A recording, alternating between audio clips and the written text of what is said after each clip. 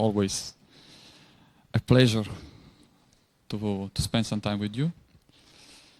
So we are making today a reverse trip through the last 25 to 30 years of Russia.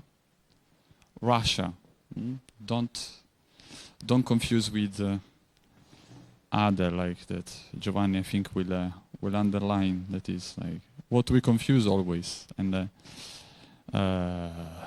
Russia is not Soviet Union, and we will discuss about shortly.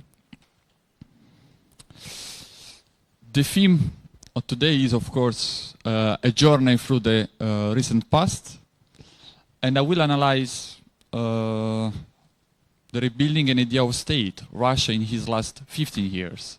I'm very... when Giovanni offered me this opportunity, a couple of weeks ago, I was very excited because I always, in Russia and also in Europe, they ask me to speak about Russia when happens something. So after an event. But I was counting when Giovanni told me, okay, so let's meet on 17th, we have this lecture. I didn't mention that the event, the great event, an important event, I think not for you, but I mean for your elder brother, for your parents, families, friends, is tomorrow. So tomorrow there are elections, Vibre, and it's quite like I have to feel confident because being a science of politology is quite like hard for me to keep far from event. But today I will be very, very objective. As always. Why? For 4 facts. First of all, as Giovanni say, I'm Italian. So I've... Second, I don't vote here, as Giovanni. So I have not any political interest in this country, despite my like work that is like concerned on these things. Third things, I'm very conservative in Russia, despite like my friends and my colleagues say in Italy, come on man, you are a very progressive guy. I don't hide my like political point of view in the Western. Despite, so you're very progressive, but my friends you are conservative. And my colleagues say in it, and we will discover why today.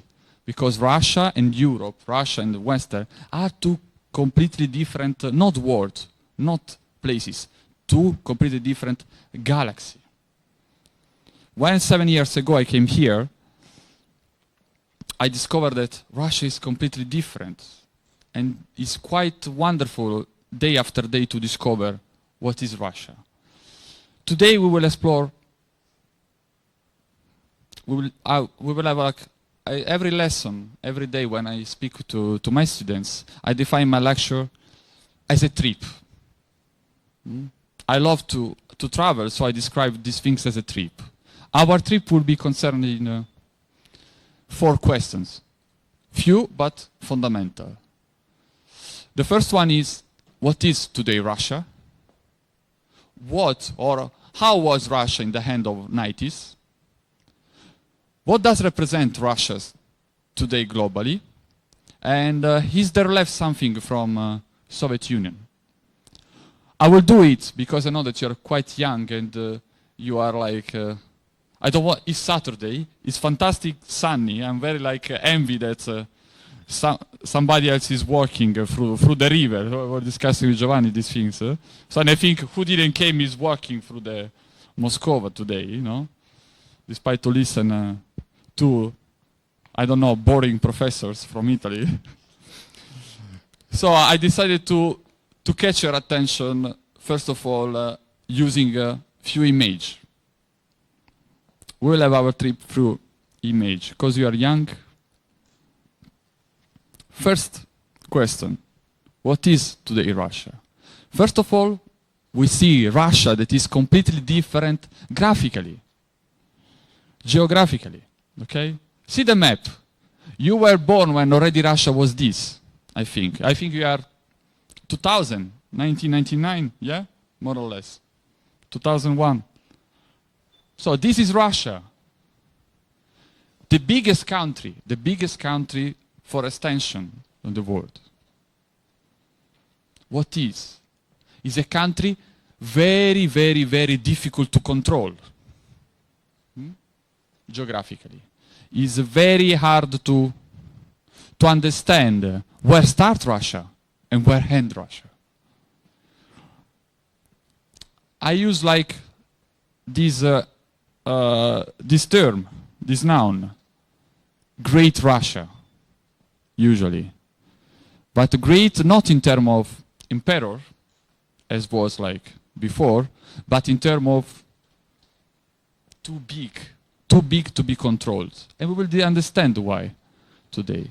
What is Russia today? It's a question to you. I like to interact with my students. I'm not like a guy that like to speak for 2 hours, 1 hour and a half, and don't interact with you because you will get bored. What is Russia for you? Any volunteer, even in Russian, if you don't feel confident in English.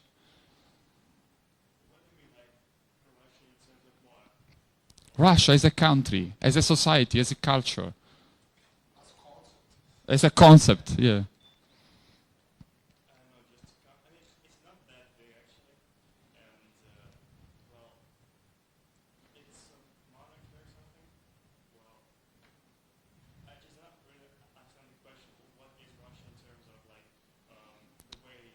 In terms of society. It's quite an unpleasant place in like most cities or something because Russian mentality is sometimes kind of condescending or something. I make you an example.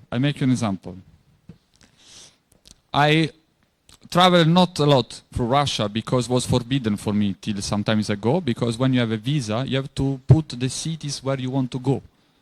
And who made for me visa told that I can go just in Moscow, Moskovsky Oblast. So I can go just work, dacha. It's like, I say, but not in Vladimir. It's already too far. I say, come on. I didn't have the pleasure that, for example, Giovanni, Professor Savino, had to travel through. I just discovered a few time ago what I call still Leningrad. When they say like St. Petersburg, no, I like to say Leningrad. It's like, I like still. My colleagues saying that I'm cuckoo, no? Like, so, no, Leningrad is much more better. So it's like, it's old fashionable, no? It's vintage. So, without joke, last week I came the first time out of Moscow Oblast, that is not Peter. And was Vologda. I met a taxi driver, started to speak a different Russian. And for me was like, what is? And every time that I enter a taxi, last time was last night in Moscow, every time they're polite. I was there, and every time that I took like in 3 days, 35 taxi, because I don't know the city. I didn't know the city, and I have to move like fast. And every time they told me, "Привет, чувак. Куда идем?" I say, "Oh, what is here?" Like, it's not Moscow, no? Never I got like such. So, yeah, I agree with you. Russia is something that is not a monolith. You know what is a monolith? A piece of stone. So it's different. But what is Russia today? Is this. When I came in Moscow, Moscow was not this. The first time that I came back in Moscow, after like a stop of 3 months, I found Moscow different. And my analysis was just, whoa, it's not the city that I left 3 months ago. Huh? So this is the Russia that you know, but it's completely different from the Russia that your parents met. Politically, economically, the approach between the society. Okay? Even the approach that you have with professor. The approach that your parents has with professor was Yes, sir. Huh? I have my students come to me yesterday. Hey, man. Hey, I'm professor. I'm like, yeah, I like to be friendly. But let's make a step forward. What or how was Russia in the end of 90s? Two characteristics. High divided. People that could eat money. For this I use this. Oligarchs. And people that has to sell like dacha stuff to survive. Some friend of mine told me, a professor, told me, you know, Vincent, during the 90s, I didn't know if I could come back home in the evening. I say, why? Was the risk to be or killed or kidnapped in the periphery of Moscow? It's true, Joel. That's why there is the tendency, I'm an economist also, the tendency of Russia is like to spend all the money fast. And when they ask me in Europe, why they are so? Because before was, it's better spend today than wait for tomorrow. The difference that we have in Italy, we copy money. When we have, sorry. So, difference. The Russia that you find today is completely different because was a political process that was different. The political process has two lines. The first one, internal, domestic policy. The second one, that came a bit later, came in the last 5 years, foreign policy. So, when we had this shift, these days, more or less, 31st December 1999, when, and I like to listen this speech sometime, when Boris Yeltsin, as he say like, in the darkest night for Russia, as somebody described to me, я укажу. He say, я укажу. On that day, fell down a sipario, long 7-8 years, where Russia was without the control. You know who controlled Russia? These guys eating the money. How? The people that criticize now Russia, our colleague from Western, told, please open your country, it will be a paradise. And then the picture is this. 1999, an anonymous man that you find in the picture, and I will not say the name as I promised to Giovanni, came to the power, pushed from a small part of this country. The money like oligarchy. Everybody criticize him. Everybody think that there is a leader without leadership in this country. And I will let you understand why it's not true, according to my point of view. How was built Russia today? First of all, they created the middle class, a class that was not existing, middle class. Yes, of course. I can bring you the example of many cities. Moscow, St. Petersburg, Ekaterinburg.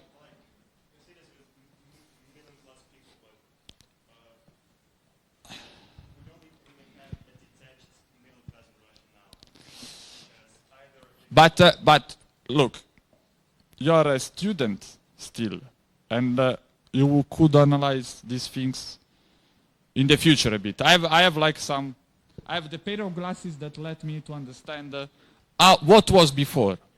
Before was just two classes. In the middle, the desert. Do you travel? Before was not possible. Do you have an iPhone? This is middle class, you know. Can you pay a foreign language education? Can you afford your parents these things? This is a middle class. Yeah.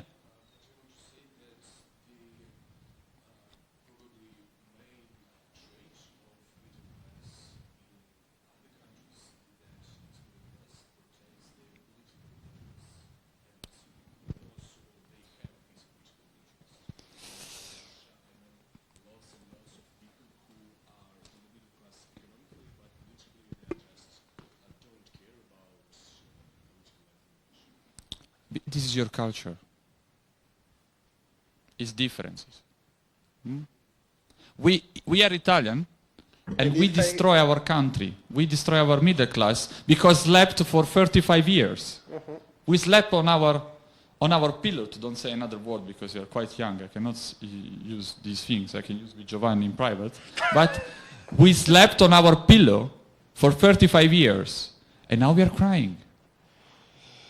But if I can add something here, we have it's a kind of point that I think that Vincenzo was making of, and then I will. No, I still didn't intend the point. And I will talk about it too. That when we have classes or social groups, we have to understand that it's not about the political consciousness.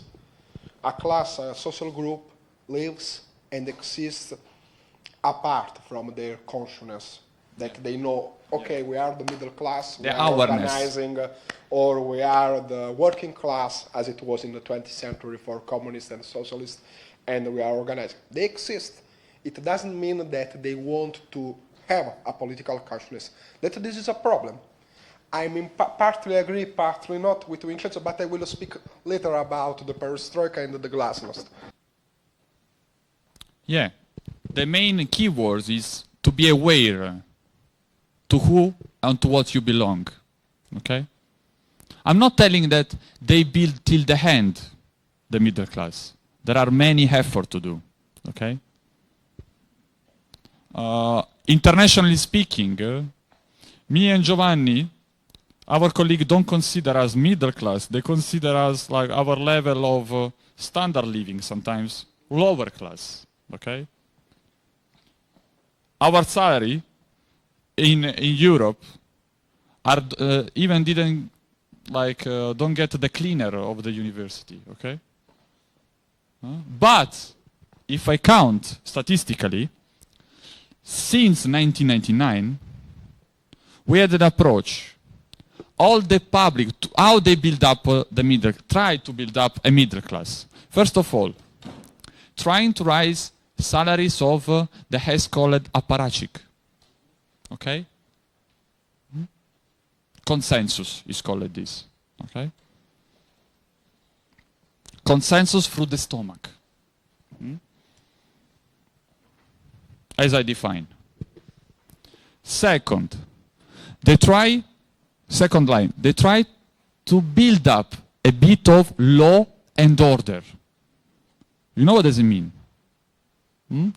They try to put, at least on the paper, certainly punishment for something. They try, and it's still hard because it's our fault. I consider part of this country. After 7 years that I'm living here, I consider this country even mine a bit. Okay? We are all guilty about the catastrophe, as I define, of corruption. Okay? Because you, when you're students, you say like, nie могу на лекция, ну есть справка. Это коррупция, вы понимаете? You understand? It's corruption.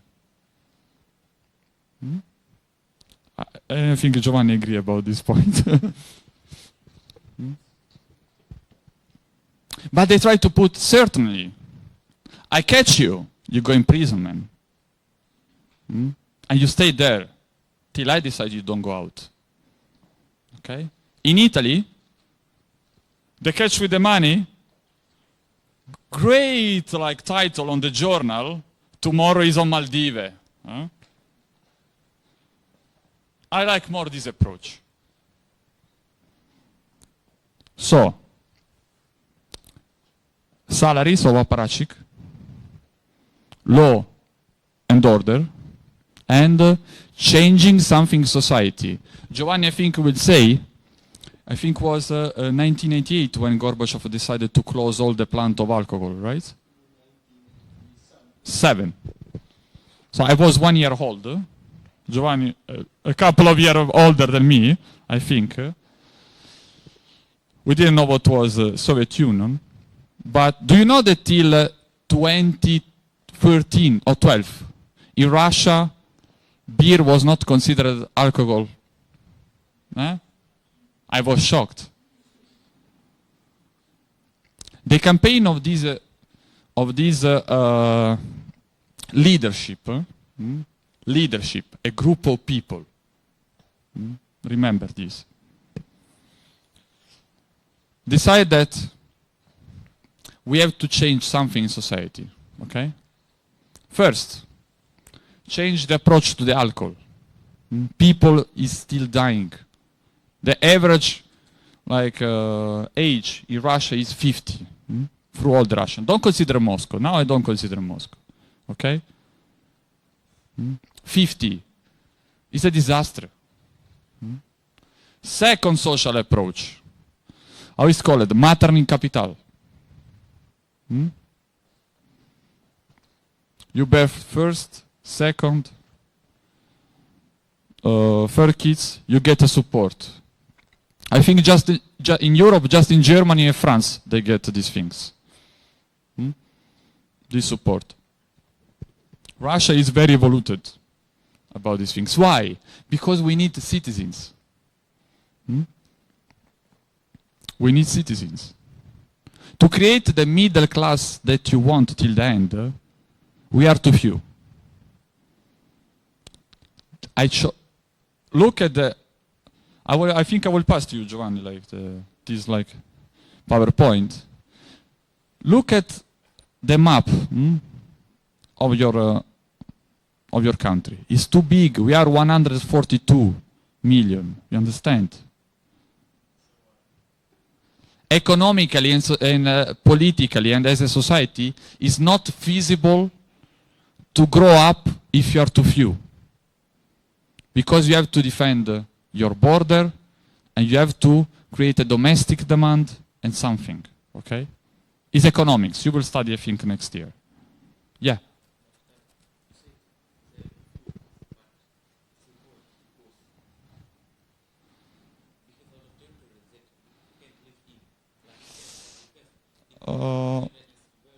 Yeah, but the density is very few. Look, in Moscow we are 16 millions now for new statistic registered. Every day 20 million of people live in Moscow. If you go in other cities are too few. I don't consider Siberia, Far East Siberia or other area. But there are areas. I walk through the train in this time. Let us see desert. And they can live there, okay? Through Moscow to, I don't know. And there is another difference with Canada. Canada has just a border which shares with the United States of America. I think that the point here is about that Russia shares the border with Finland, Estonia, Latvia, Lithuania, Belarus, Ukraine, Georgia, China, Azerbaijan, China, Mongolia, Kazakhstan, Japan, because it's North Korea, and so on. So the contacts of Russia with all these countries is quite different from the United States and Canada. That they have a common a common cultural heritage. Of course, don't tell this to Canadians when you will be at our program in Montreal, but the main point is that they have a common heritage, a common kind of cultural kinship. Russia, which is a country which has more than 100 different languages and shares borders with all this country, has different tasks. It's not about all these kind of things that is called Eurasian, that is, here we are using more in a scientific approach, as is used in the US. There is the Association for Slavic, East European and Eurasian Studies, that is not a kind of Eurasianism and so on. But it's true that we have different kind of challenges that are different from Canada. I have a question. How many of you is from Moscow? Originally? How many of you is from Moscow? No, as like origin of the family. Do you define yourself Russian? Huh? No? I have a student from like peripheral area of Russia that tell, come on, you're Russian. You're insulting me, professor, they tell me.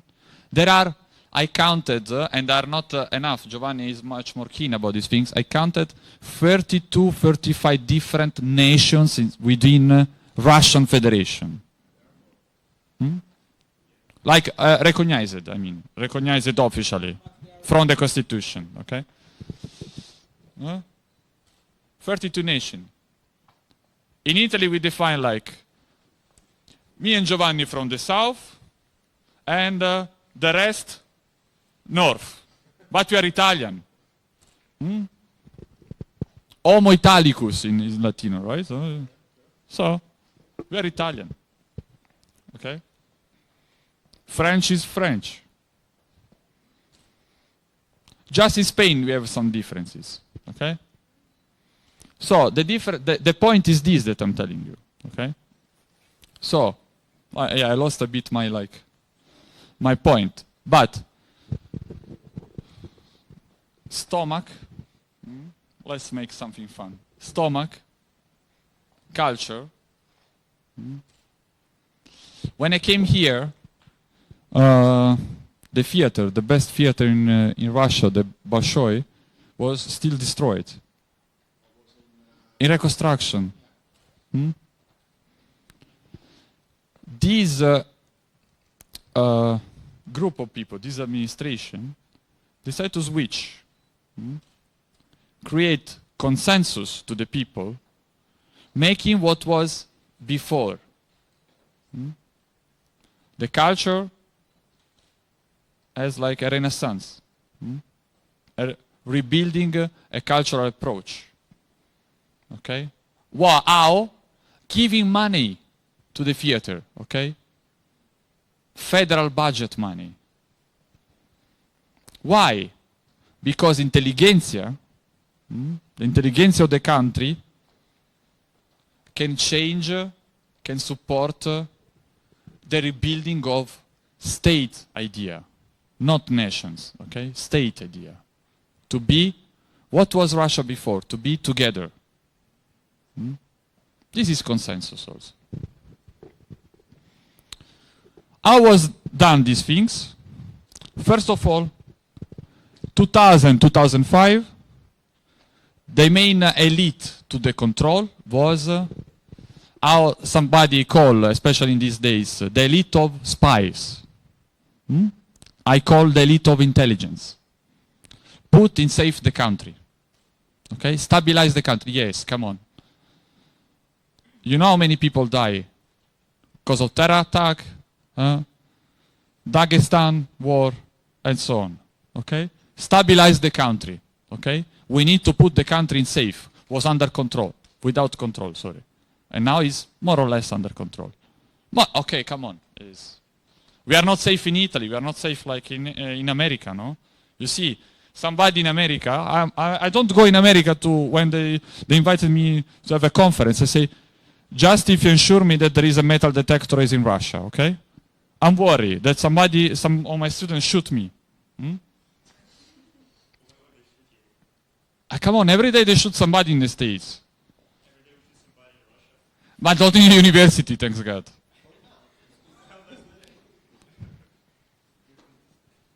Huh? Okay, it's a joke. It's like, so it's Saturday, no? I make as I promised to Giovanni, I make like a bit of stand-up. It's not an academic lessons that much. No? So, first elite, stabilize the country. Destabilize? Da, niet, yes, no, si, no. I think yes. It's my point of view. Yes. Second elite. Create the consensus through who? Through advocate, jurist. Our prime minister is an advocate, you know? This is the category. How? They put, as I told you, like certain rules, certain law that improved a bit, not completely, improved a bit this country. Okay? You don't see these things, you know? You don't see these things because you were born already in this system. But when you go back home today, ask your parents. And you know why you don't see these things? Because it's like a osmosis process. You know what is osmosis? When something go together silently without understand what is. Okay? You don't find title on the journal as in Europe or on the Washington Post. Today was signed this law by the... No, here like, how many of you watch the news? How many of you buy Commerçant or another journal? Nobody. Huh? Vedomst. Nobody of you.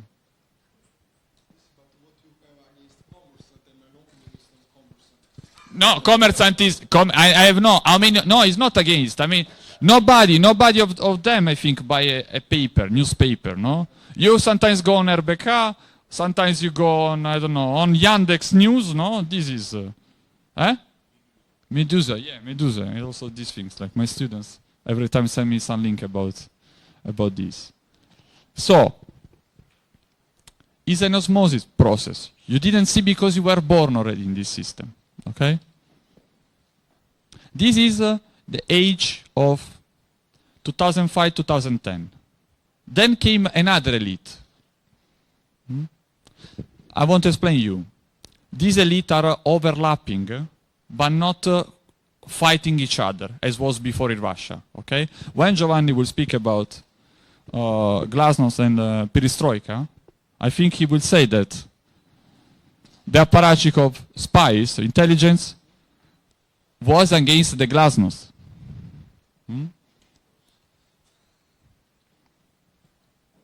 Okay? They quarrel each other. For this, the system crashed. Here, no. Here, they're overlapping and living together. This is my role. Strange for Russia, no? This is my role. I do this. You do that. And then came another. Create the consensus inside the country and outside the country. Through what? Foreign policy.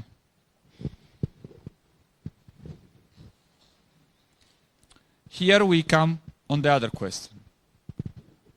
How does people see Russia today? And what represent globally? This first point of view is the point of view of our, not friend, I don't want to call enemies, but not friend. They see that Russia always ready to attack. Because, you know why? They confuse, and I ask you, please don't confuse it. They confuse Russia with Soviet Union. You know why? Because there is no people between our colleagues, as me and Giovanni, that analyze today fact with today glasses. I'm very fascinated with Weber, Max Weber, no? That use this example, okay? The pair of glasses to see, different pair of glasses to see everything, okay? they see with the pair of glasses of Soviet Union. They analyze Russia with the pair of glasses of Soviet Union. Me and Giovanni analyze Russia every day, because like we do this work every day, daily, with the pair of glasses of Russian Federation. And I think that we divide Russian Federation since 1991, 1992, since Yaukaju moment. And from that day till today. Because there is even a different Russian Federation, I consider so. So, the mistake why they see Russia so every day, because they see the approach of the lonely man on the command. But what I'm trying to tell you, that is not so. I'm speaking about at least the free elites. Okay? Intelligence, jurists, and I will come to the moment that this is done by diplomats, the third elite. One of the best elite now ruling the country, defending the country, is the guys from MID, the Minister of Foreign Affairs. They are great guys. Why? Because they are skipping what is called the overreaction of Russia. That is not the overreaction of Russia, but is the overreaction of Soviet Union. When I study history, I remember the tanks in Prague. Okay? Sorry? Yeah. Did you see any tanks in Ukraine? If it was Soviet Union, today we had tanks with the Russian flag and not this in the main square of Kiev. Okay? It's different. But not in Tbilisi, in Ossetia. It's different. You see the approach that is different. Now you see, as my mentor say, diplomacy through hate. Pomoć. You know why? Because the first question that you find every day when you wake up till you don't go to sleep, in Moscow at least, in Russia, what I see, помогите мне, пожалуйста. Дайте мне помочь. You know why? Because they created another things. Came back the religion a bit in this country. A bit.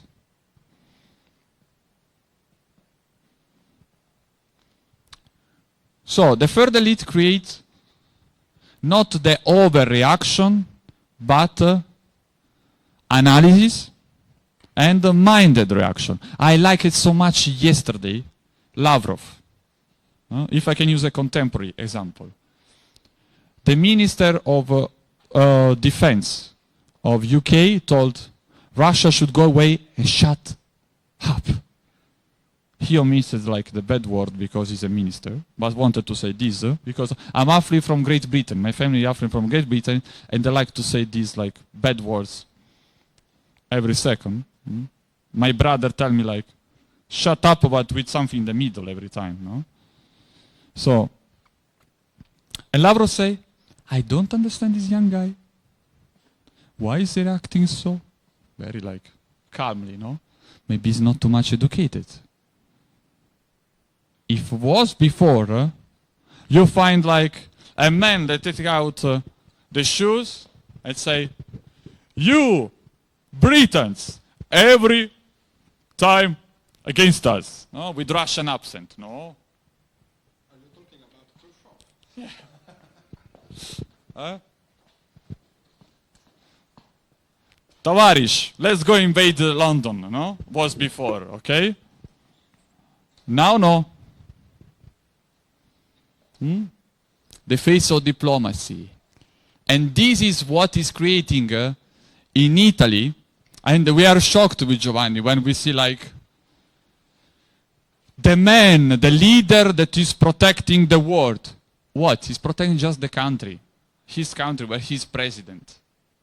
We are shocked when we see like stupid people say like putting on Facebook the main picture of Russian flag. Why? Because we have a double approach. Bad Russia, good Russia. Both, according to my point of view, are too much far. Why? Because there is a lack of analysis about Russia. A lack of analysis. We were discussing before with Giovanni. Many of our colleagues like read, copy and attach. At least for what I know about myself and what I know about Professor Savino, we sit, think, at least not less than a couple of minutes, and we say, let's analyze it. And then we write our paper or our statement, okay? Or what we say. So, but they created consensus through foreign policy. External consensus, but for somebody it's not consensus, it's aggressiveness, toughness. So, Russia was rebuilt and is going to be rebuilt through different approach every time, different approach during a different emergency. Okay? First emergency, put in safety state. Second emergency, stabilize the society, not the country, the society. Third emergency, give a message outside that we are back. We are back as a subject to who to speak. Because during Yeltsin administration, we had a lack of speak, okay? Nobody communicated with Russia. Everybody came in Russia and told, this is this, take or no. Remember this date when you will study something about economics. 1998. The much more like harmful crisis in Russia. Okay? No money in the central bank. No reserve. Zero. What is bringing us the future? I say a joke when they ask me. Like, 2 days ago from Italy called me a journalist, told me, Professor, tell me like what will be the result on Monday or on Sunday night about the president, which is the consensus. I say, you know, I analyze. I don't make like forecast, because forecast was done just by Nostradamus and magician. I'm not David Copperfield. I can just analyze. See you on Monday was my answer. Okay. What can be Russia tomorrow? I can just say that tomorrow, like hypothetically, not like tomorrow on the calendar. Has to change because something is left. Last question. Something is still left from Soviet Union. What is left? I think that Giovanni will tell more about these things, but is left still an approach. Your approach is different from the approach of your grandparents. Okay? The approach of your grandparents is let's stabilize and defend the country. Your approach is, yeah, it's not my business. You know why? It's referring to you, like that you make some question. Because you're not aware who you are in the society. You don't know who you are in the society.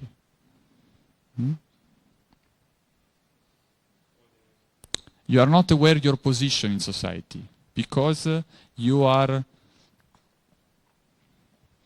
still in the process of your age when I'm not fish, I'm not meat, we say in Italy. Huh? Okay? Yeah? Yeah? Okay? You know how you can do? You can shift this. Just studying. And opening. But don't forget that you are Russian. Okay? Before the dream was, during the 80, the 90, let's go away. Now this dream is coming back in your generation. Надо бегать далеко. My students say, профессор, помогите мне, пожалуйста, пишите письмо, я хочу учиться обратно, за границей. What? You end your study here, you understand how works your country, then come back. You want to have a PhD abroad? Yes, I agree. Have a PhD abroad and then come back. But you study here, you have your basis here, because you have to understand your country.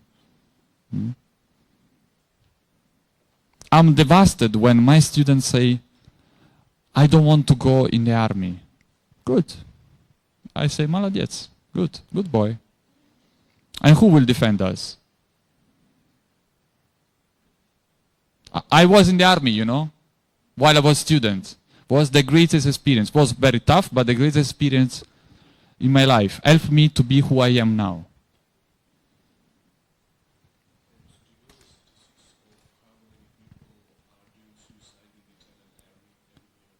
Yes, even in Italy. Okay, there is people that is not... we have a bit to change to the approach. You know, to go in the army, they make a psychological test. Sometimes here the psychological test, you know, me and Giovanni has to make, before the 1st of September, to go to psychiatrist, psycholog, and narcocolog, right? You know, they check up me one time. Почему вы здесь? Вы профессор. И что, я не могу быть?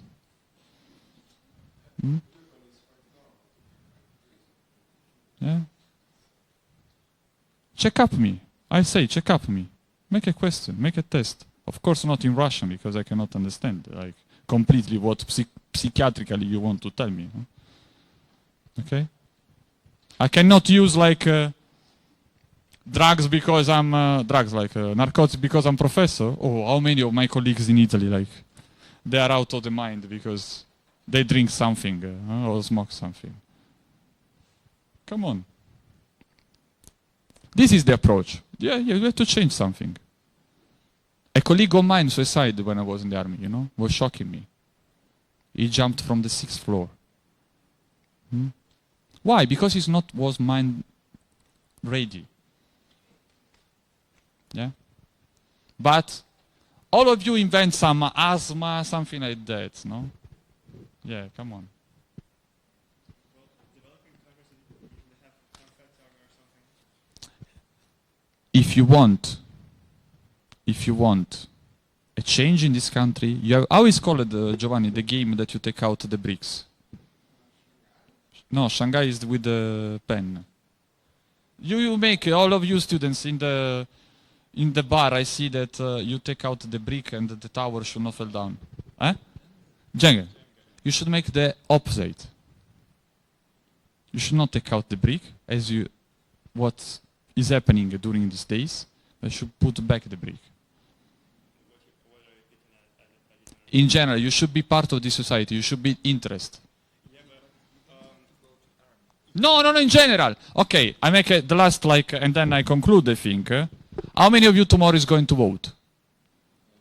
We're not allowed to. One. Yeah. How many of you how many of your elder brother or parents are going to vote? Parents. You have an elder brother. Yesterday I made this statistic in my classes where all are 20, 19. They answer me 80% no, 20% they told me yes because they're giving me a concert on Olimpijski. Here it is. There is no point in voting because why should we? But you have to be a voice. I don't have to be anything. I have a right to not to vote. Yeah, of course. It is in constitution. Yeah, I even used this right in Italy a couple of times. I mean, you can be a part of society that doesn't accept you. Okay. Society doesn't give you any feedback. You go there, you vote, and you have the same president for like 20 years. I was born, Putin was like the president of the Okay, federation. but what I want to say you that I make you an example of a certificate, spravka, no? When you don't want to do anything, like you ask this. This is a part of society. This is a part of society. For what, for instance? Like, if you want to do your PE or something like that? When you want to be ill fakely on the lesson, when you don't want to make your lesson of physical education. This happens because the education system in Russia isn't that good. Okay, we do a lot of pointless stuff that won't be. Is your point of view? Well, absolutely, yeah. But I even teach so many like stupid stuff that I think that I don't need, but I think that my time is over. And now I will. If you have questions, please ask me. I will be. so what are the perspective of Russia in like 10 years or something? Yeah, what is your point of view? If we continue on this path, I think that will be like stable, but not that much different. That is not that bad, okay? But it's not so good. It's conservative, okay? If I don't want to speak about who he is, I explain you. I make you the example. It's not just the lonely man there. This man is a person that put the face, okay? Believe me, I work with people from MID, Prezidenska administracja. There are different heads. In your flag, you have already two different heads, no? Yeah? Russia has currently today many. And to control all is quite different, okay? It's quite hard, it's quite tough. So, but we need a change. If it will be a change within the society, in the habits, in the approach of daily life and in the future, for this I'm asking you, study here and then see what is going out from the country, but then come back. Because we need of you. I put even inside myself as professor, we need of you back. Fresh hair. Not fresh like politically, fresh hair like so. Because many of your grandparents has no possibility, no, during the Soviet Union to go abroad. It was just one idea, and then they came as a tourist in Rimini, Rome, Naples with a bus, no, like, or excursion in who was more like in Finland through St. Petersburg, or Bulgaria, like, or Turkey, no, Antalya. But you have the possibility to travel and to compare. I have many students in the States, and they come back running. They say, you know, I thought that Russia was that bad, but States are awful. Yeah, many. 15 of my students came back in the last. Yeah. Why they run back? Because the society is completely different. They are not accepted even there. Not as Russian, but they see people not accepted there. Yeah. This is the Facebook propaganda about that you see, or the VKontakte, or the Instagram propaganda that everything's outside Russia is beautiful. Is not true. I'm not telling you that everything's within Russia is beautiful. Okay? Sorry, come on. I'm from Italy. We are from the south. Today I check up from my clock. In Italy it's plus 22. Why I'm here?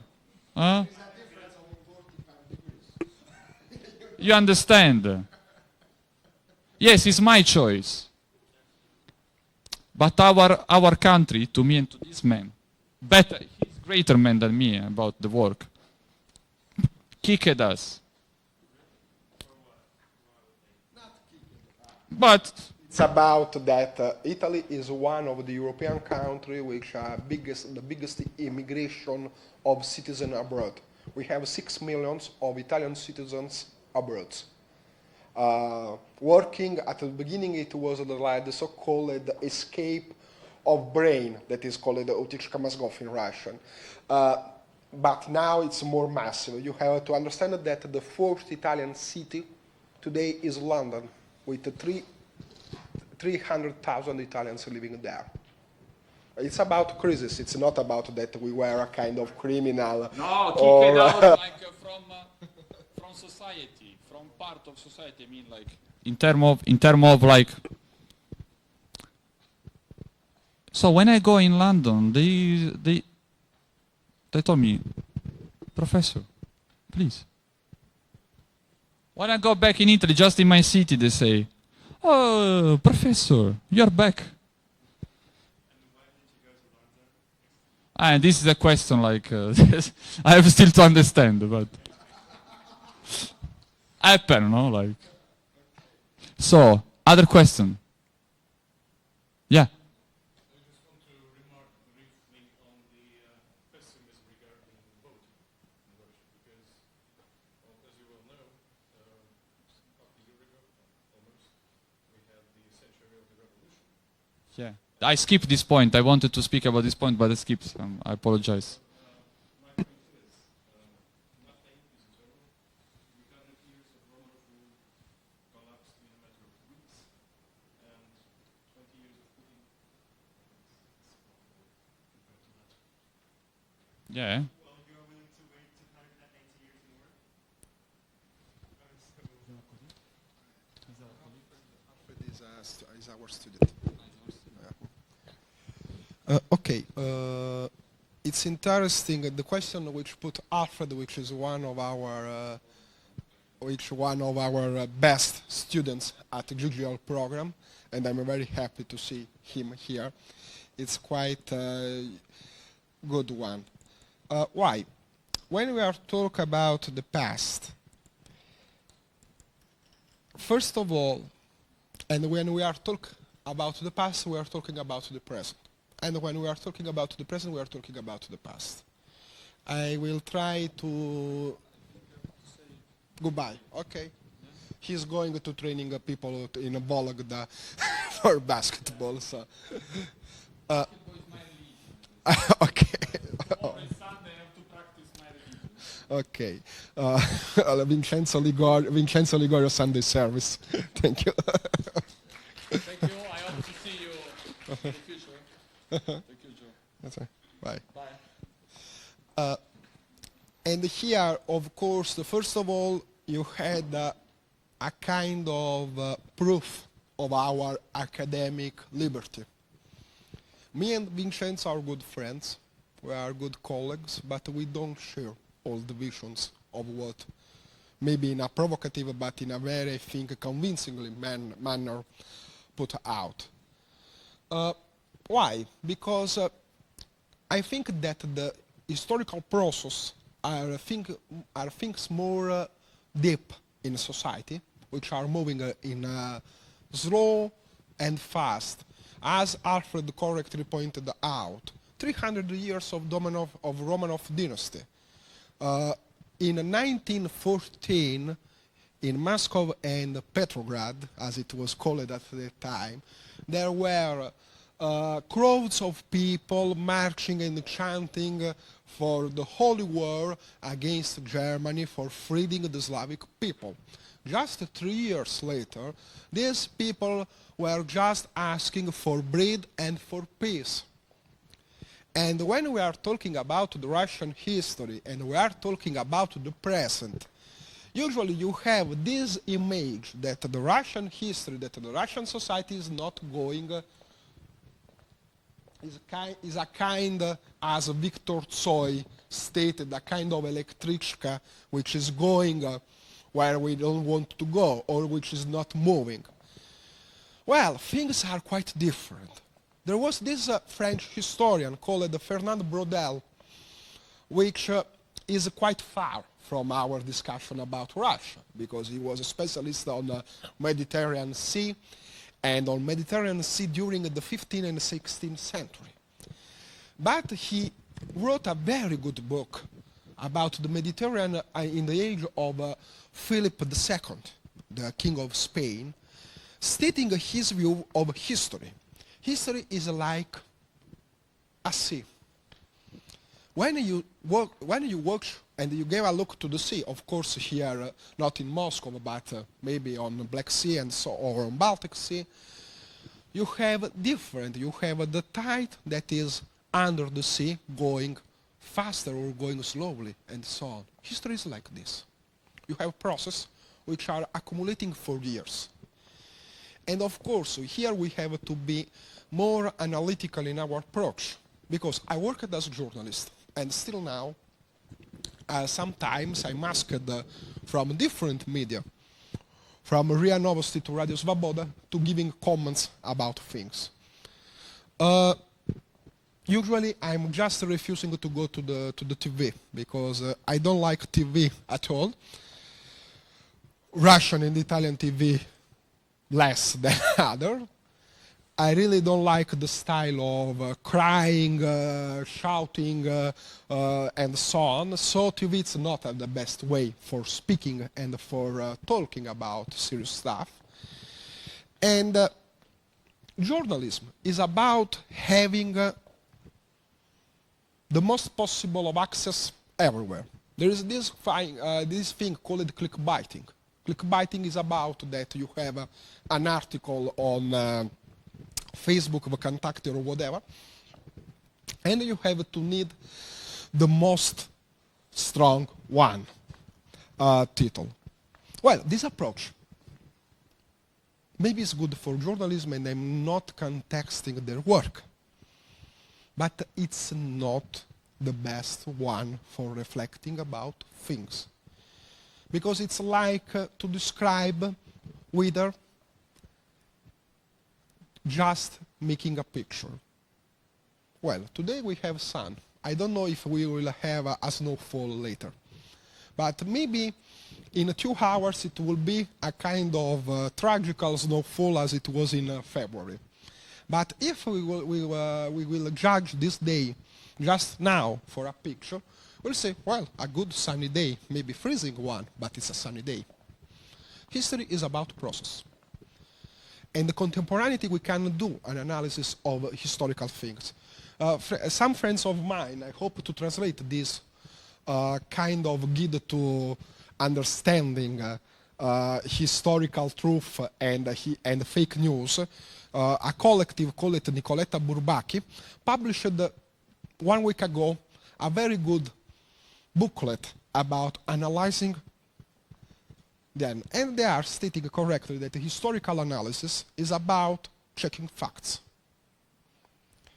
Well, today we are talking about fake news.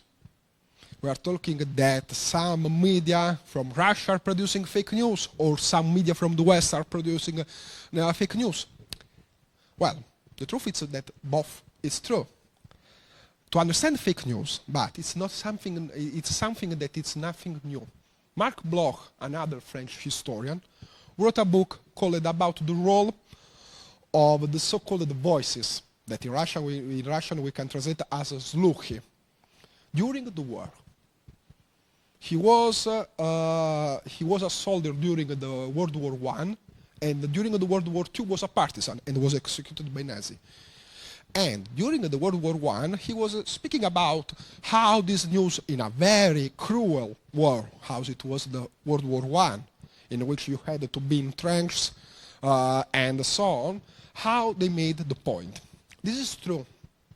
And this is why history is still now useful for understanding things. And true, sometimes we are just confusing memory and history. Why?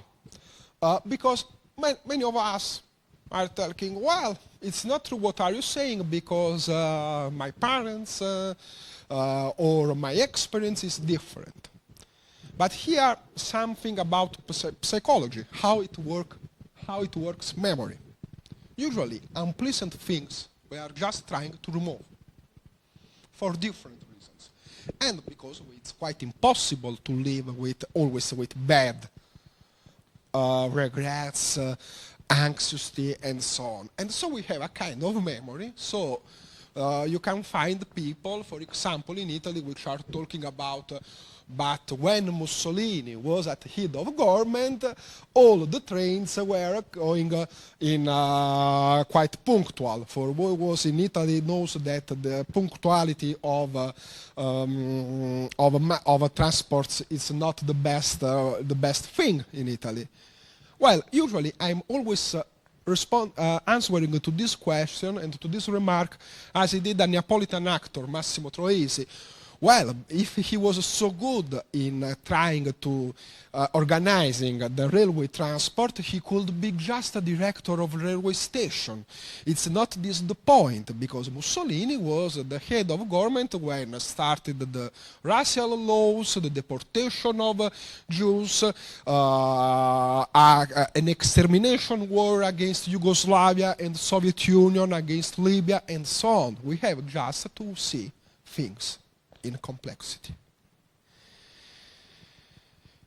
For Russia is more than true, because of course I agree that maybe middle class or maybe all the classes and the social groups in Russia are without consciousness, but it doesn't mean that they don't exist.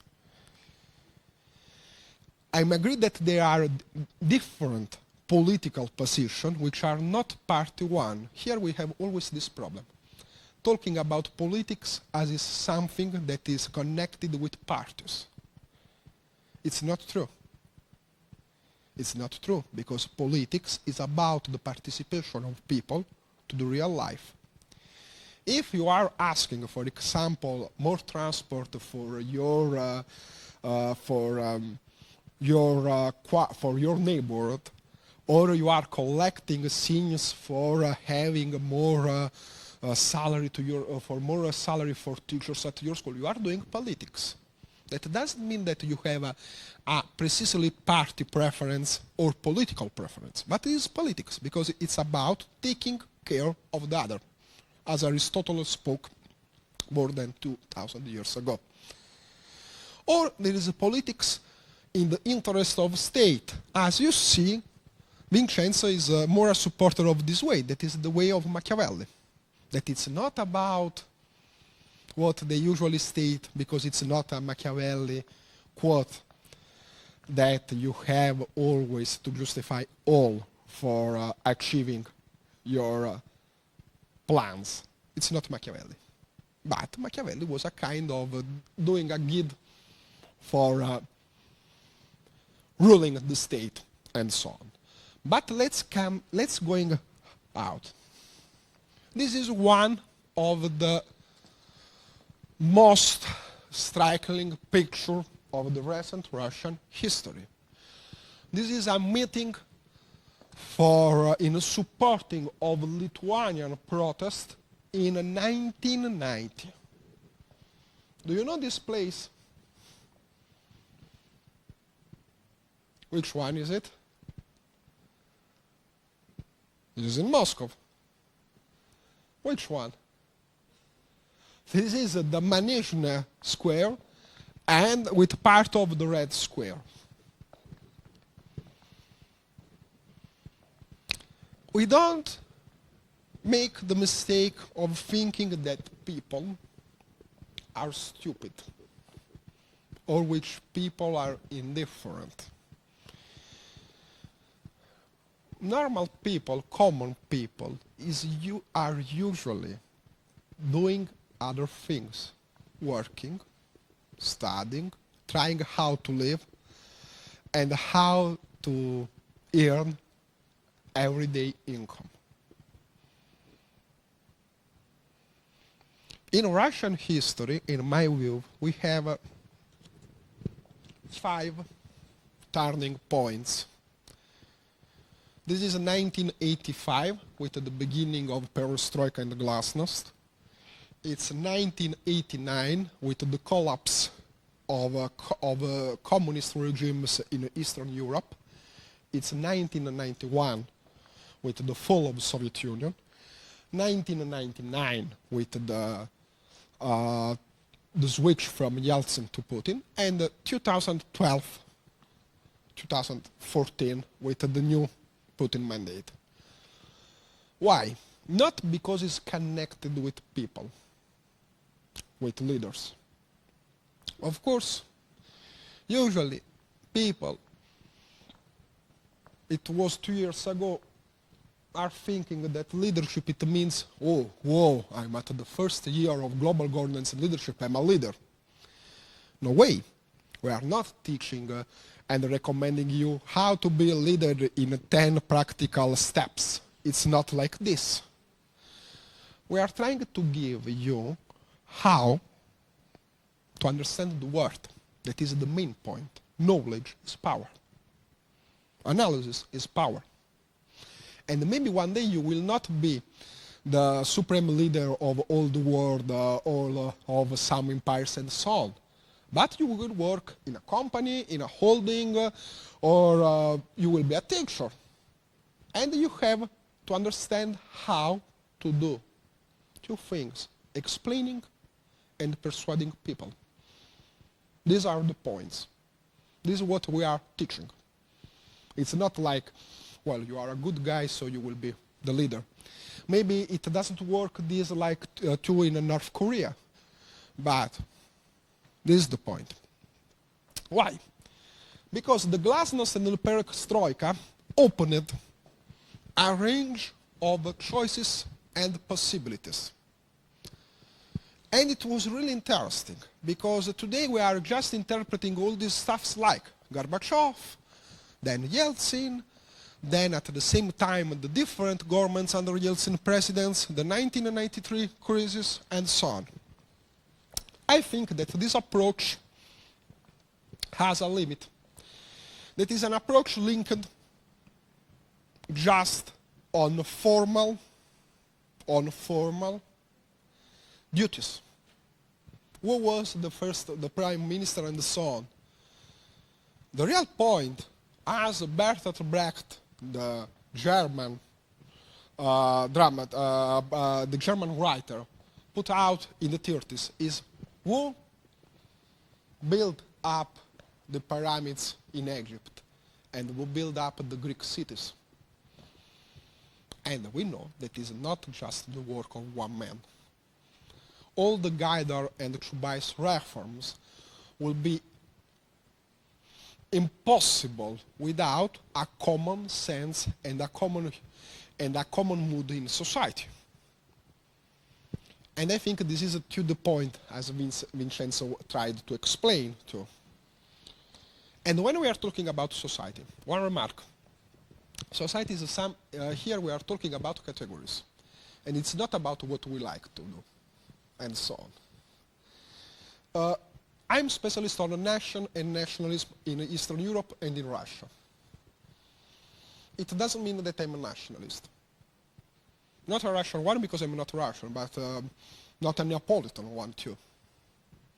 I don't think that nationalism is, in the usual way what we are talking, is the answer to the challenges of modern world. But it's a phenomenon, a social one. It's an historical one, so you have to understand why it happens. Sometimes we are like doctors. Doctors are not so happy when people are having a disease. Maybe some cynical, yes, because it's about more client. But it's about the analysis. So, let's try. And so, about contemporaneity, I will not speak. This is about the contemporary Russia. We are talking about Russia as a post-Soviet country. Here too, I'm not agree that in today Russia there are many Soviet relics. I think that the problem is more ancient. We have many imperial images of the past.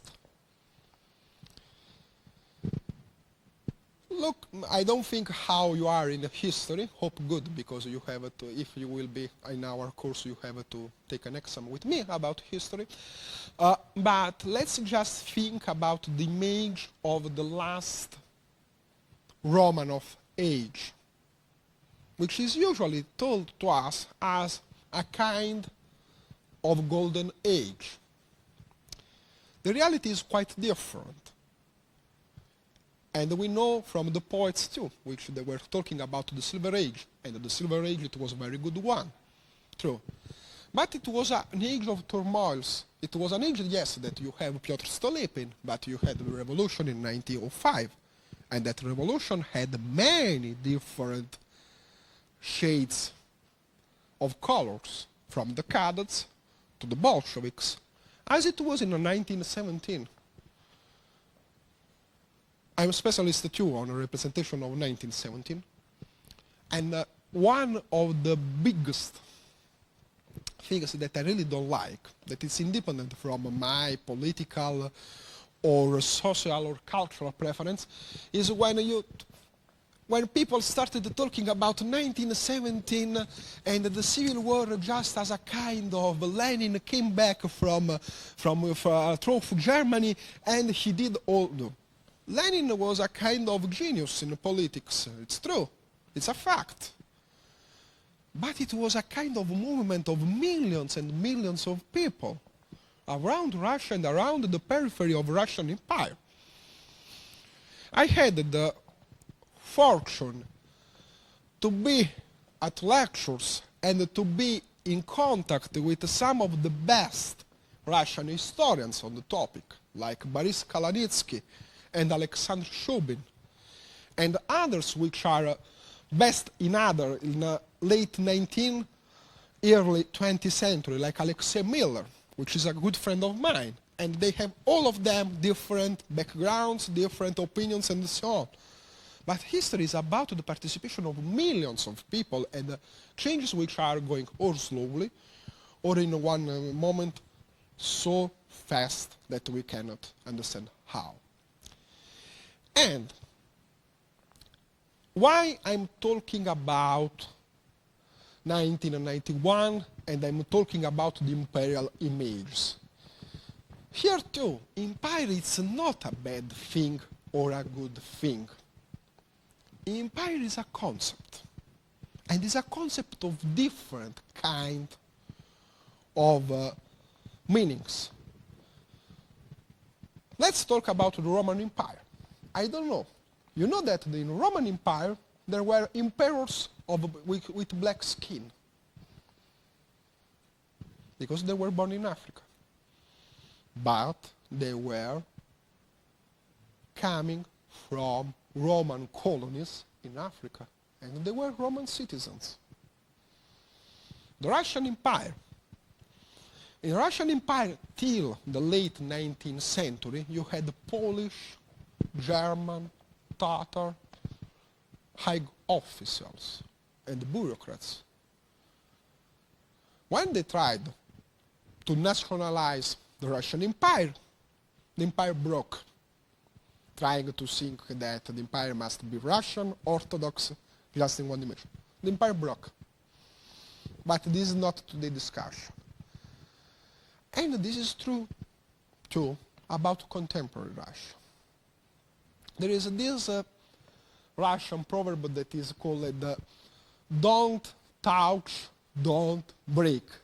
Ni chini, ni lamai. That is one of the loved quote by Alexei Ilyich Miller.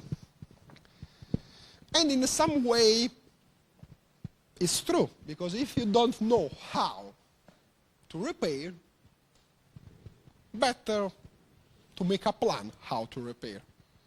Because it happens how when I tried to repair my MacBook.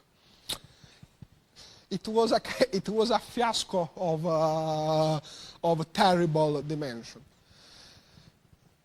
And two, we have a different evaluation of the 90s. 2 years ago, I tried to do this kind of work of oral history. I asked to my students, well, take interview to your parents. I'd like to understand how they see their young years during the 90s. And I tried to, at home. My wife usually tells about the 90s. How? When it was 1989, I went out of my home going to Olimpiski to watch Kino. Then in 1993, with a friend of mine from the Moscow State University, we decided to walk on Leninsky Prospect on an October evening. It was desert. It was when it was the White House crisis.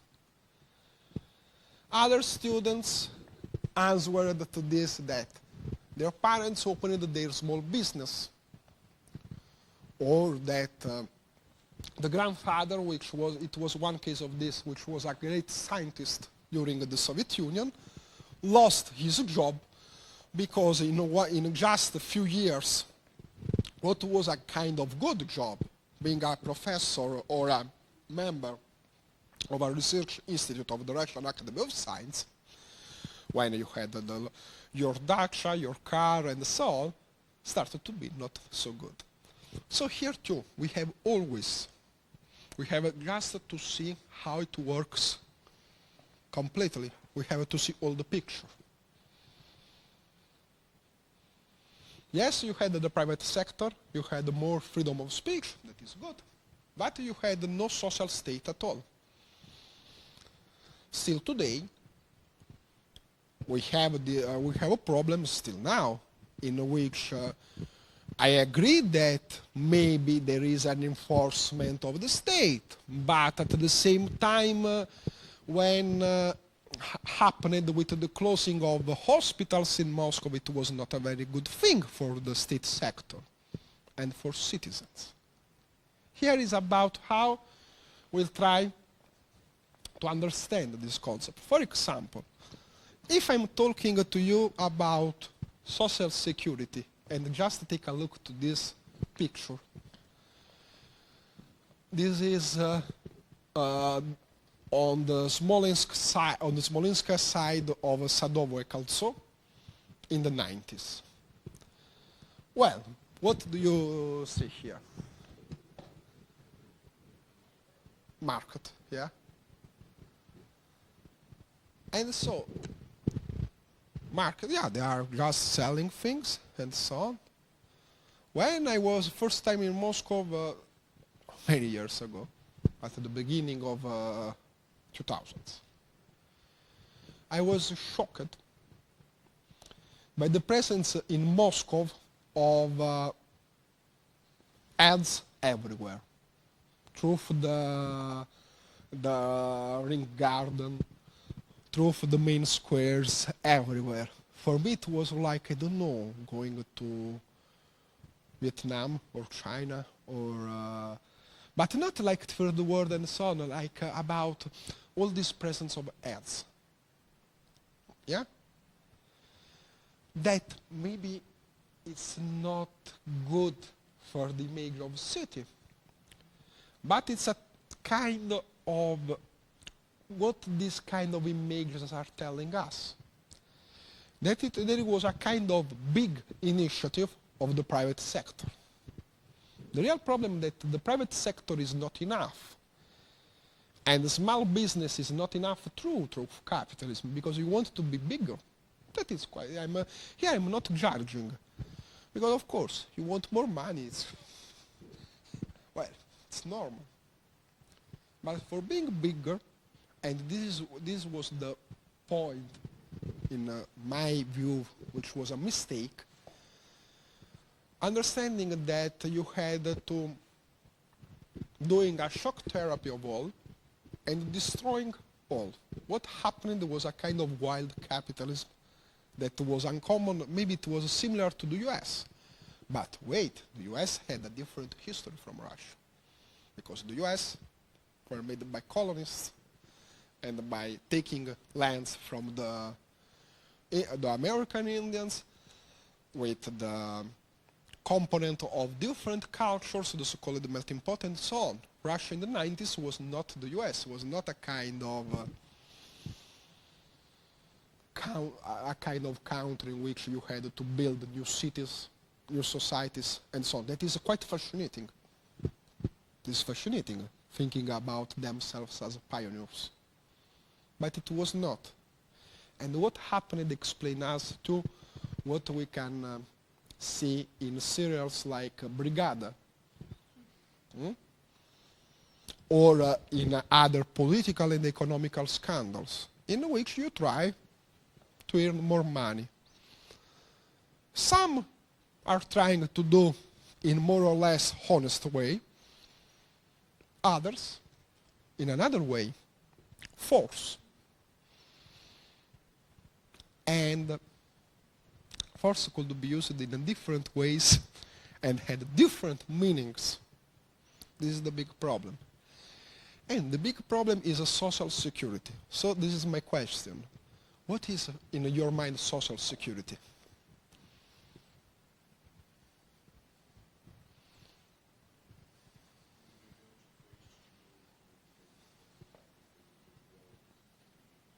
Mm-hmm.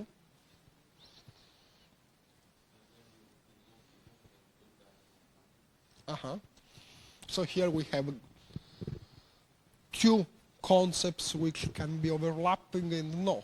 One is about the security of your body or your physical body. The other one is about a kind of more connected with work and earn income. That is true too. Okay, so these are two concepts which still now are actual for Russian society. Because maybe you reduced the problems in coming back safe at home, but about the second concept, more or less. And here too, we have different Russias. We have Moscow, and not just Moscow, because we have other different cities which are too very good developed. For example, Ufa, Tyumen, which are connected with incomes of oil and gas and so on. And we have others. I'm usually going to near Pskov for getting a rest. And for me, it's always a kind of shock because Pskov, it reminds to me Russia at the end of 90s. And it's... What? Yeah. Yeah. The country is big. This is a fact. This is not about talking. And to try to governing this country is always a big problem. During the 90s, too, we had this kind of called the parade of sovereignties by the different local autonomous republic. The Tatarstan achieved in 1994 the so-called Declaration of Sovereignty. So it was for Bashkiria. What? Yeah. The Tatarstan too, and the Bashkiria too. And a different one, which are the Yakutia, and they are all kind of compromise. Some more convincingly, because Tatarstan, Bashkiria, and the Yakutia, they have almost more than the 60% of the natural sources of Russia. Others, more or less. And here too, memories of the 90s. And about recollecting and working in the class, I have this memory about 1991. This is Daria Shediakova, that is one of our best students at the GGL course. And this is the recollections of her parents about that day, about the coup, and about the Belavishsky agreement which put the end to the Soviet Union. And here too, memories are quite always mixed, because here we have a mix of two big events, which are in the same year, but which are distincted in some way. Yeah? And it's about how to interpret. It's good to have memories. It's good to share memories. But it's good too to understand what happened around these memories, the context, and so on. And here is too about the mobilization, about people trying to support us. Dasha is explaining, and so on. And true about the perception of history. Well, summer 1998, the default of Russian ruble. I have a, he's not a friend, but he's an acquaintance of mine. He's Italian, and he's older than me, and in 1998 was in getting arrested in Russia. Then he started to be fixed here. And he has a very positive recollections of 1908. Why? Because the ruble collapsed, and he had the choice to change, at that time we had the Italian liras, money and being richer. And so he said, well, at that time it was not so tough with visa requirements to Russia. Well, we stayed in Russia for another month. Memory. Well, if I will ask to your parents to comment 98, they will, of course, and I will tell them about this example, they will be not so happy to hear. This is about perceptions. And this is about how this shock had a role.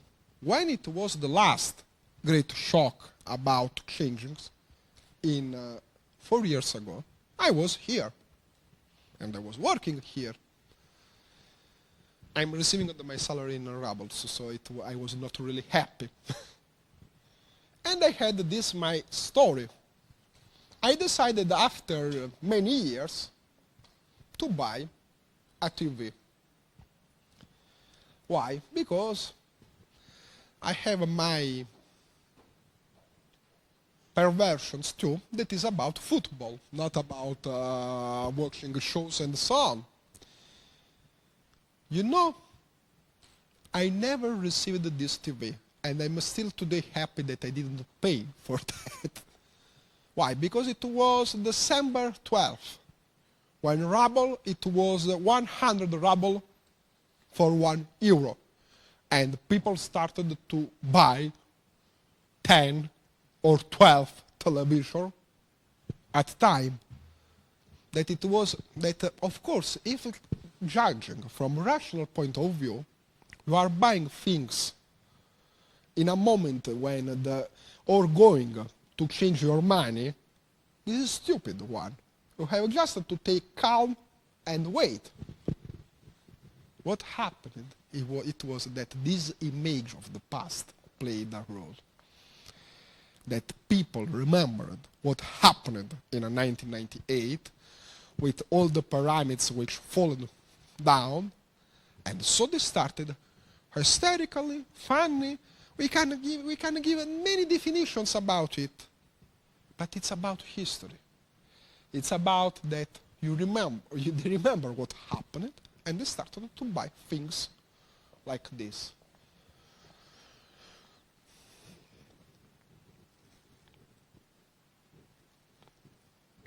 And this is too unexplaining for another point, which Vincenzo didn't touch, but because Vincenzo is more a politologist on his approach, about the so-called oil dependence of Russia.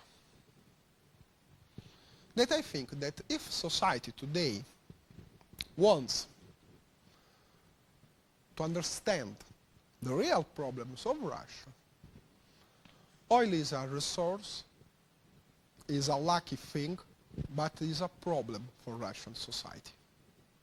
Why? Because oil is not eternal. And because all the problems that we have today in economics are linked to this, and not all. What do you think? Somebody of you can give me an example of what Russia is producing on industrial scale today, goods, which are exporting.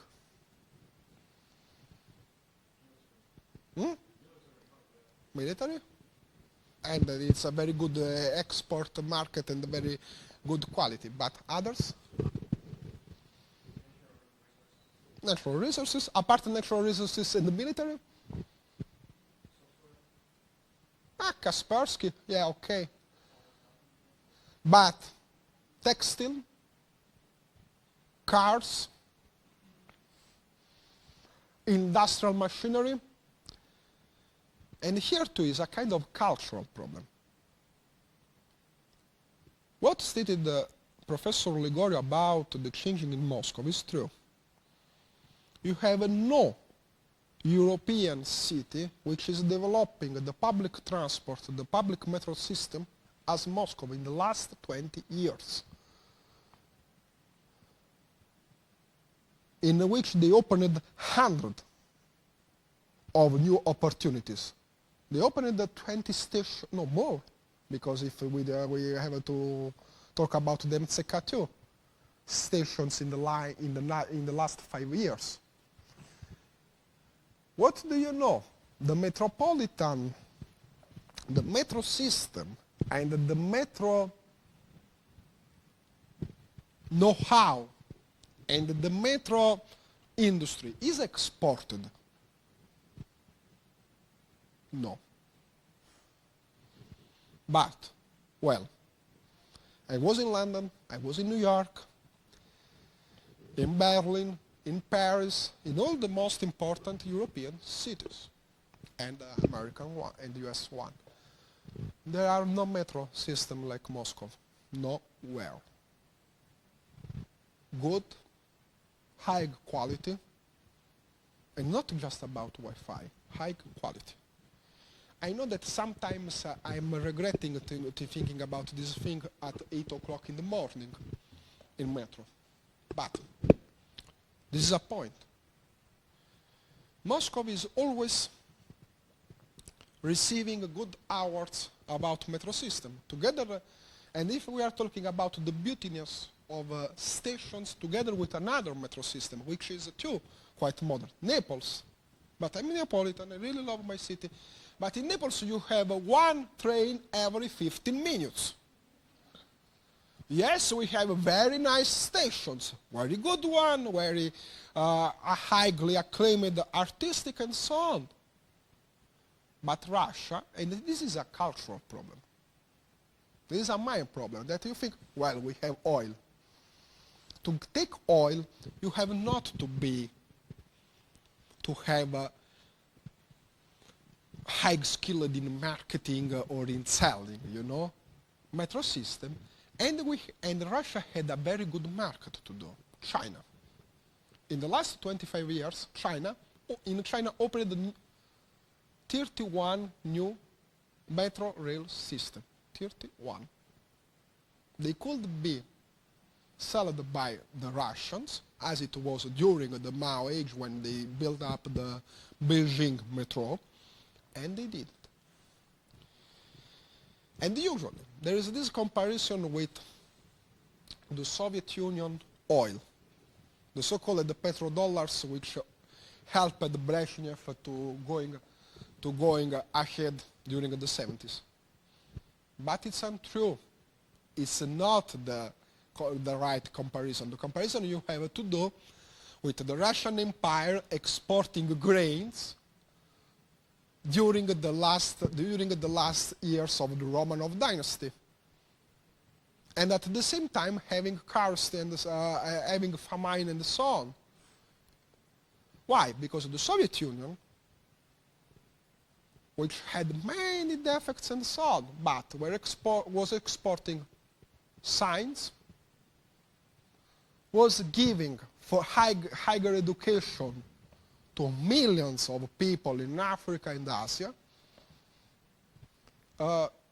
2 days ago, I got a mail by a researcher from Mexico.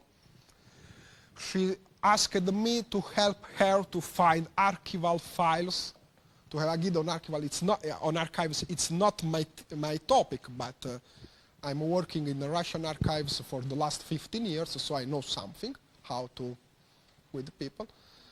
About a group of Mexican students which in the 60s were studying at the University Lumumba, today the Russian University of Friendship of People, trying to find files. People from Mexico coming to Soviet Union to study for free. They exported health care and so on, not just oil. Then we can discuss about how it ends, how it ended. But it's true that it was a great burden for the Soviet Union to export to Angola, to Mozambique, to Cuba, and so on, all this technology. Today, Russia, and I'm really sorry to see this, is not exporting science. And they could be. It's not exporting the so-called soft power. And it's quite strange because you know when Russia is doing soft power, it's doing well. But and you know which is one of the most important today cartoon in Europe? Masha and the Bear. You can find Masha and the Bear in all European languages. In Italy is everywhere Masha e Orso. There is a kind of Italian language publication about Masha e Orso that is quite, bear, Orso is bear in Italian, that is quite funny. But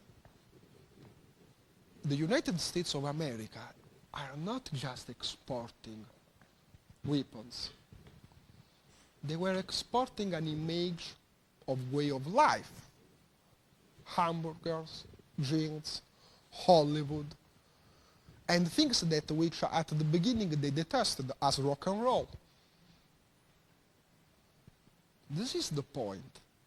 Here we can find, as usually, we can always find the two principal questions in Russian history. What has to be done and who is guilty? Что делать и кто виноват? But my approach is about trying to find which are the points. And here is not to find the answer in bourgeoisman or somebody that is not so good and so on. Because when you have oils, and oils were exported by other people and so on, it's like true. And two, about oils. The 19%, no, now it's the 80% of the oil and gas export is going through the old common Soviet and European pipelines through Europe. This is an image of the gas pipeline Druzhba, which is going from Tyumen to Italy, and which was built in 1973. And come on, the foreign policies at that time, it was the Cold War. It was the Vietnam War.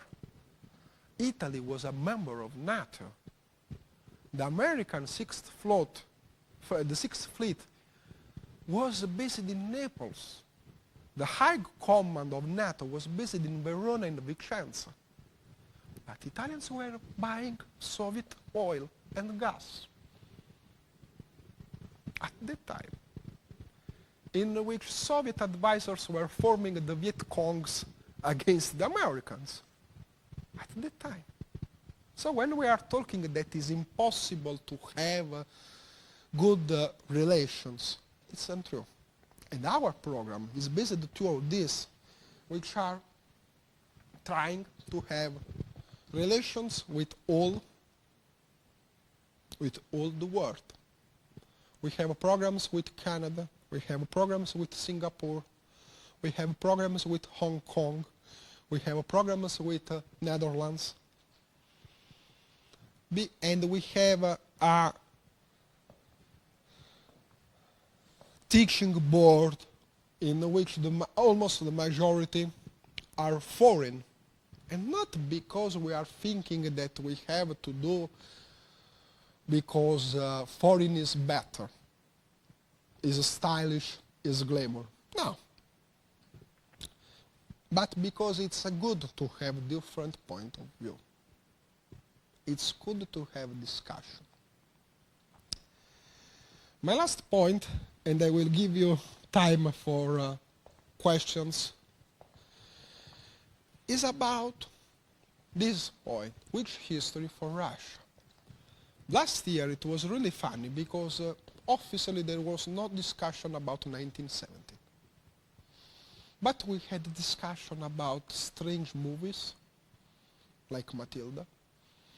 We had a discussion about serials about which were about demons of revolution or about Trotsky. We had a discussion about things which are not talking about problem. First one, history is not just about unity. When I was a child, in 1989, I attended my first class. And we had, as usually happens in schools, a map of Europe. Oh, another one of our best students, Mark. This map was with the Soviet Union, the German Democratic Republic, Yugoslavia, Czechoslovakia, and so on. Every year, until then I finished the primary school, we had to change maps in our classroom, because every year somebody declared independence. At the same time, they were teaching us to the so-called civic education, that is something like обществознание in Russian, that we are Europeans, we are getting to be united. It will be not like in former Yugoslavia kids, in which they are killing. And soon you will learn history on a textbook written by the European community, at the time was community. 1992. It's 2018. There is no common textbook for the European Union. Why? Because European Union, of course, in some points is a good thing, and there are good things about it. In others, no.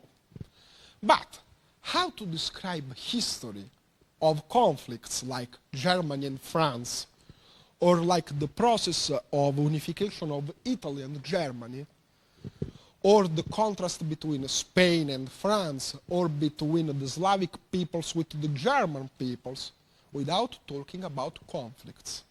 You cannot do.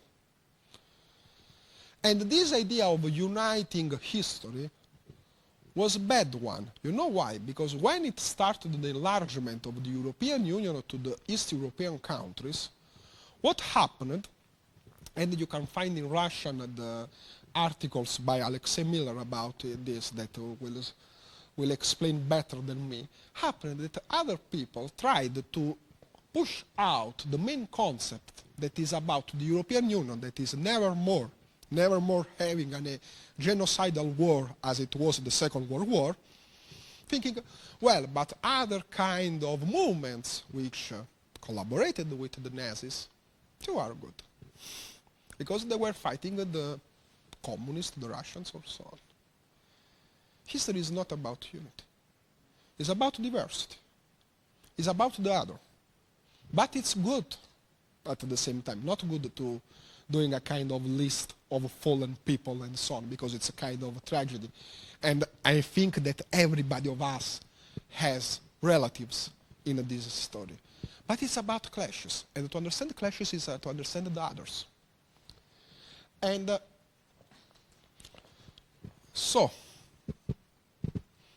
this is some points of Russian history. March 80, 1917, in Petrograd,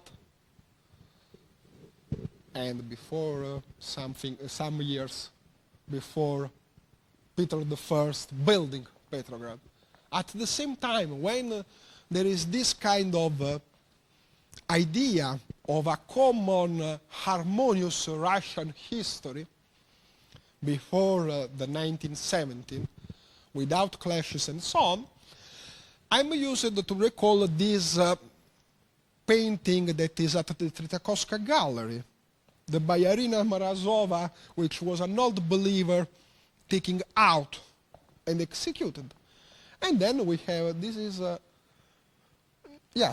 near the old Moskva hotel, selling coke for the first time. So you don't have fear about your past, about the journey. And if you have any questions, I will be happy to answer to you.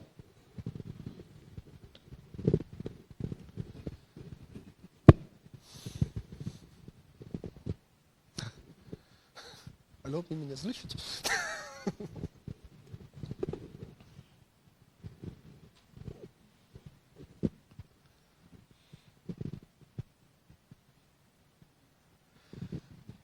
Okay, if you have no questions, I am reminding you that we have a certificate of participation for our lectures. And we will wait for you at the next hour meetings, which will be, in which days our meetings will be on, I remember just mine, of course. We will be on March 24. It will be then every week. Not? Well, okay. I'm more informed about history, not about the current things. And we will finish on April 21 with a kind of debate with me and Frank Ebbeke, which is our guest professor, host professor from Germany, which will be interesting about leadership, Europe, and other things. Thank you.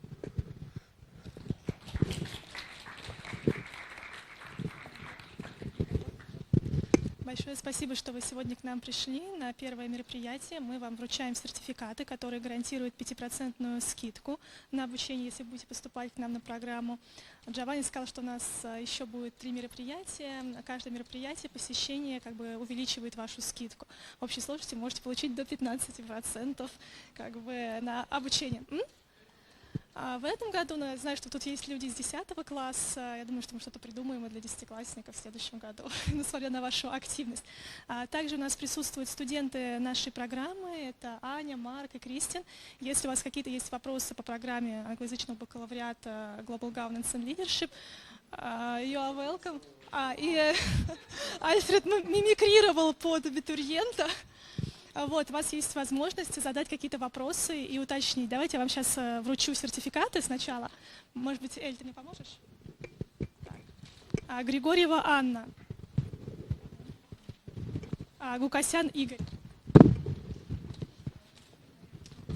Дорофеев Егор. Комарова Дарья. Маркелова Елизавета. Мартынова Полина.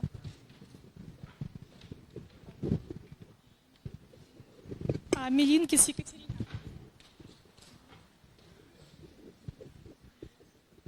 Нестеренко Яна. Нестеренко Ксения.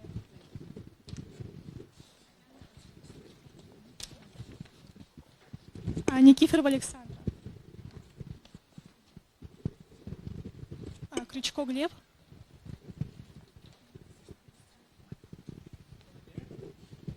Сагайдак Яна.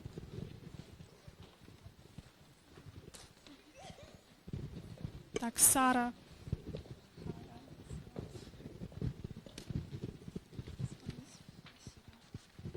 Приходько Марина.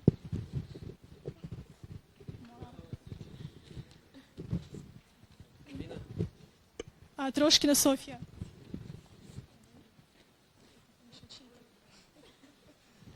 Пыхтеев Алексей. Рыльков Виталий. Хворов Антон. Ткаченко Арина. Черных Дарья. Шепелева Владлена.